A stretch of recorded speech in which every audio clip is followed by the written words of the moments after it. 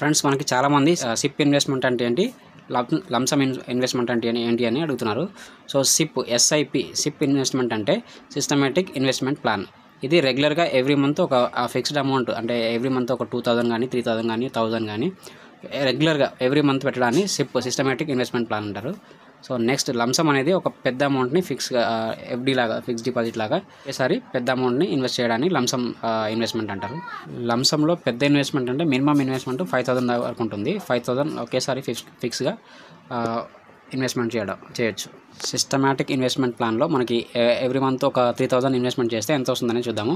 So every month ఒక 3000 rupees investment చేస్తే మనకు రెగ్యులర్గా ఒక 12% రిటర్న్ ఇచ్చే కంపెనీస్ ఉన్నాయి, అంతకంటే ఎక్కువ ఇచ్చే కంపెనీస్ కూడా ఉన్నాయి.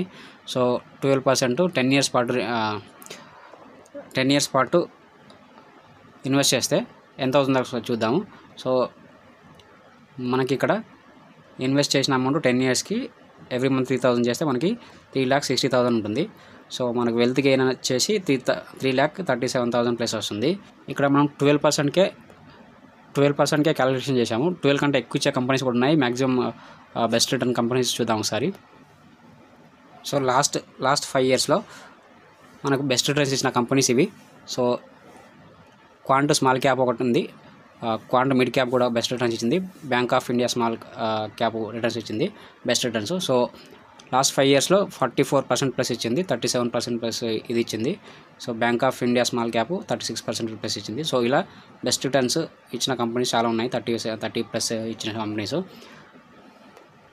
సో మనం ఇక్కడ 12%కే క్యాలిక్యులేషన్ చేసాము. ఒక 20% వేసుకుంటే మనకి ఎంత వస్తుందని ఒకసారి చూద్దాము. 20%కి 3,000 పర్ మంత్ చేస్తే 10 ఇయర్స్ వరకు చేస్తే ఎంత చేస్తాము, 3,60,000 ఇన్వెస్ట్మెంట్ చేస్తాము. మనకు వెల్త్ గెయిన్ అనేది 7,87,000 ప్లస్ అవుతుంది.